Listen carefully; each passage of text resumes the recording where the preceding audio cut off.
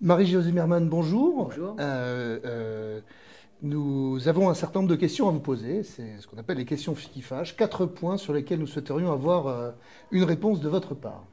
Le premier point concerne votre résidence. Vos adversaires, et notamment le maire sortant, glissent régulièrement des allusions sur le fait que vous résidez à Peltre et non pas à Metz. Je crois savoir que vous avez voté à Metz dimanche. Est-ce que vous pourriez donner une clarification sur ce point? Vous précisez exactement l'adresse où je demeure à Metz. C'est pas compliqué. Vous savez, bon, je vais pas donner le numéro parce que c'est quand même un petit peu gênant. J'ai pas envie de voir défiler chez moi parce que j'ai pas assez de choses dans mon frigidaire. Je vais pas vouloir. Bon, voilà. Je demeure place Saint-Martin. Je paye non seulement la taxe d'habitation, mais également la taxe foncière, parce que j'ai choisi cet endroit parce qu'il est au centre-ville. Et en plus, il me permet, si vous voulez, de comprendre ce qu'est la circulation en ville, de comprendre ce qu'est le stationnement en ville. Et deuxièmement, s'il y avait un doute, d'ailleurs, jusqu'à la dernière législative, je votais au bureau de vote qui était près de la place Saint-Martin. Et j'ai changé de bureau de vote, oui. Pourquoi? Tout simplement parce qu'on m'a changé ma circonscription. Et ma permanence, où je paye une taxe d'habitation également, se trouve square du Pontifroy. Et donc aujourd'hui, je vote dans un autre bureau de vote parce que j'ai une taxe d'habitation, j'ai des factures qui viennent de ma permanence. Donc là-dessus, je suis très à l'aise. Et si vous voulez, vous savez, quand on en est à attaquer une personne sur cette question, c'est qu'on n'a vraiment rien d'autre à lui reprocher. Merci pour cette réponse. Seconde question, ça concerne les remises à plat. Dans votre programme, il y a plusieurs sujets majeurs, très importants, sur lesquels vous dites vouloir donc revenir pour remettre à plat. Ce faisant, vous prêtez le flanc à la critique de vos adversaires et peut-être même à celle de certains médecins qui vous accusent de ne pas avoir de vision claire pour l'avenir. Est-ce que les médecins ne risquent pas de ne pas comprendre ce que vous allez finalement faire pendant votre mandat? Vous savez, mais ma vision est très claire, hein. C'est que d'abord, je crois que dire que je n'augmenterai pas les impôts, c'est quand même une vision claire. C'est que j'ai aujourd'hui disons une lucidité sur l'état d'abord des citoyens messins qui me fait dire que il faut vraiment dire stop au matraquage fiscal. Aujourd'hui, il y a, disons, un état de précarité qui monte et qui fait que je ne peux pas, malheureusement, avoir comme perspective de laisser notamment un héritage architectural ou bien un grand métis, mais d'avoir corrigé notamment les transports en commun parce que d'autres ne l'ont pas fait, notamment lorsque on lance une ligne de ce type-là, eh bien, on travaille en parallèle tous les quartiers périphériques. C'est quand même déjà je dirais, quelque chose qui va rester. Alors certes, oui, il y aura pas, ça ne sera pas reconstruire des arrêts, remettre de nouvelles fréquences. Je ne serai pas effectivement dans les livres d'histoire. Simplement, je vais m'occuper des quotidiens des Messins. Donc, non matraquage fiscal. Lorsque les Messins me parlent de l'insécurité, remettre la sécurité dans cette ville, c'est-à-dire être en capacité d'avoir sur le terrain des gens qui sont à la fois des médiateurs qui essayent de ne pas alimenter des conflits, essayer de corriger des incivilités, essayer d'alimenter la sécurité. Je pense que effectivement il n'y a rien de visible. Mais vous savez, mon collègue Serge Rouard à Orléans, que je cite toujours, il a été élu au premier tour avec 63% des voix. En 6 ans, il n'a pas fait de construction, il a simplement redonné à sa ville d'Orléans un sentiment de sécurité. Et je pense que les Orléanais l'ont reconnu. Donc aujourd'hui, si vous voulez, si j'ai une vision, si vous voulez, notamment par rapport au stop matraquage fiscal, par rapport à la sécurité, par rapport également à l'attractivité de la ville, parce que ceux qui sont sortants peuvent être fiers d'avoir voté la seconde zone à Osny et de faire mourir petit à petit le commerce du centre-ville. Sont-ils fiers aujourd'hui de lancer l'idée sur la nouvelle zone commerciale de l'amphithéâtre ? Vous savez, je vais être obligée de corriger beaucoup de choses. Et ça, je pense que c'est quand même quelque chose d'extrêmement important.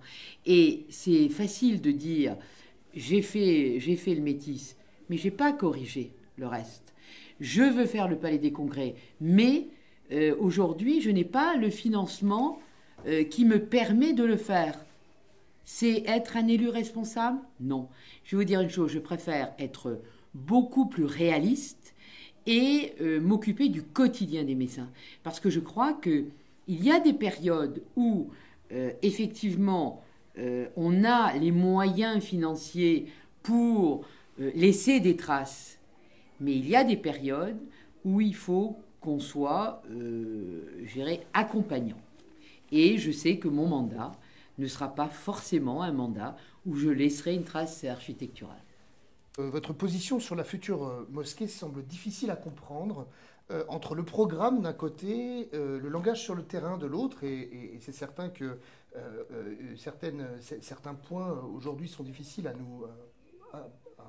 à lire. Est-ce que vous pourriez clarifier une bonne fois pour toutes votre position sur le futur de cette mosquée ? Alors d'abord, au conseil municipal, je crois d'octobre dernier, nous n'avions pas participé au vote.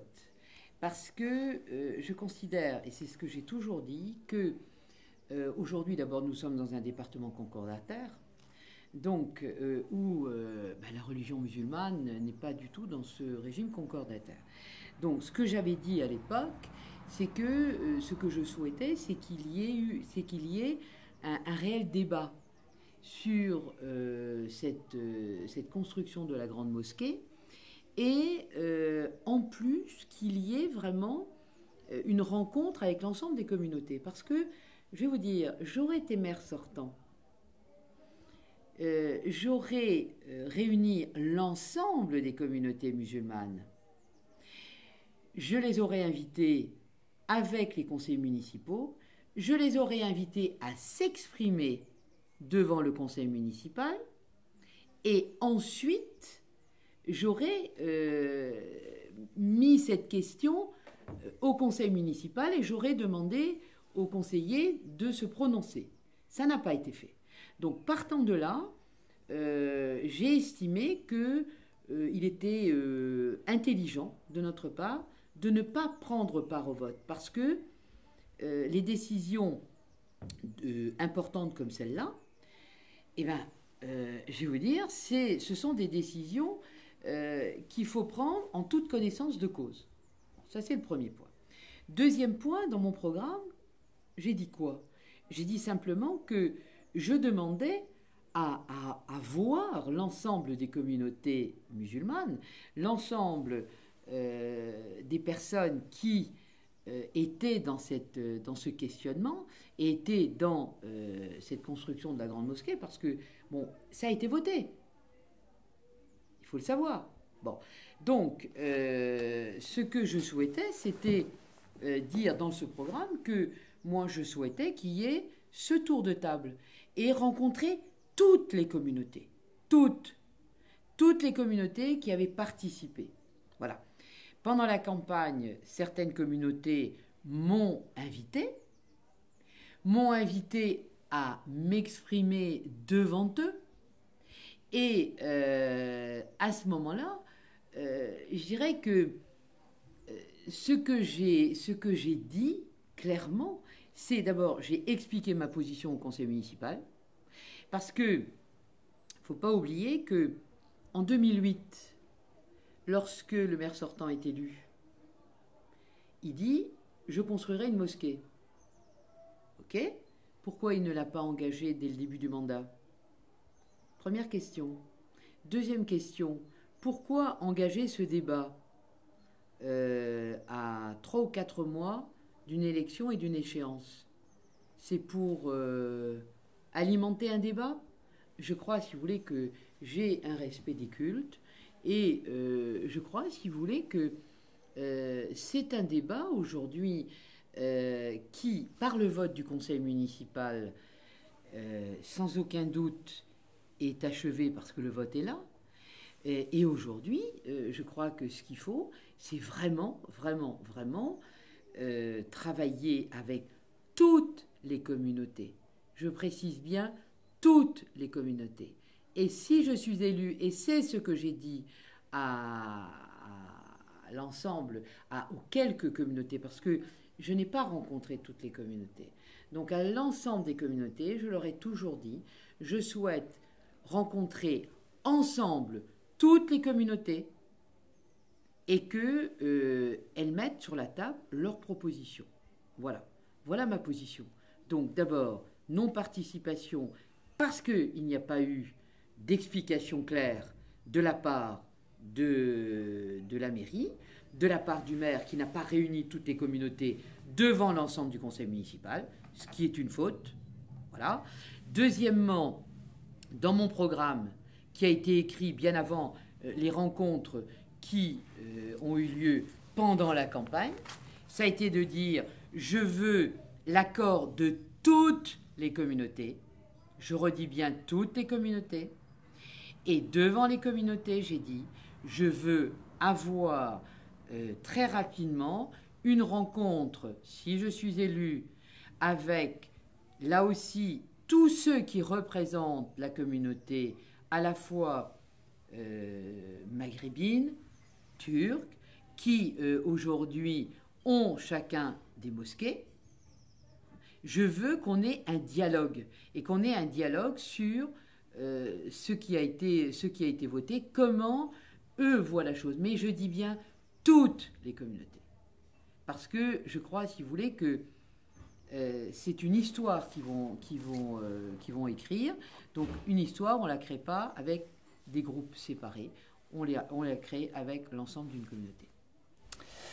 Dernière question, elle concerne la fiscalité. Vous avez beaucoup critiqué la taxe sur l'électricité que le maire sortant a posée à 8% en cours de mandat. Allez-vous diminuer ou supprimer cette taxe, celle-là même donc que vous critiquez sur le bilan du maire sortant? Vous savez, c'est l'audit qui va me le dire. Et lorsque le maire sortant dit un audit, c'est 150 000 euros. Non mais il plaisante. L'audit qui nous a fait d'ailleurs en 2008, je vais vous dire, j'aurais été beaucoup plus respectueuse du maire qui avait fait un mandat de 36 ans. Je n'aurais pas fait d'audit financier parce que j'avais un matelas de 63 millions d'euros qui me permettait de voir arriver la suite. Bon. Et le maire, aujourd'hui, qui critique le fait que je veuille faire un audit, excusez-moi, lui en a fait un qui lui est revenu, je crois, 30 ou 40 000 euros. Donc, vous savez, un audit financier, c'est tout simplement pour avoir une clarification de l'état des lieux. Et si je sens qu'on peut effectivement diminuer, je le ferai. Parce que je crois qu'aujourd'hui, l'état des Messins et les difficultés financières dans lesquelles les Messins se trouvent m'obligent à être, je dirais, quelqu'un de très réaliste. Et non seulement de réaliste, mais de faire très attention, tout simplement, à ne pas encore diminuer leur pouvoir d'achat. Et ça, c'est le seul souci que j'ai dans le mandat qui s'ouvrira au lendemain des élections. Marie-Josée Merman, merci. Merci à pour vous. vos réponses. Et puis nous vous souhaitons une bonne fin de campagne. Merci beaucoup.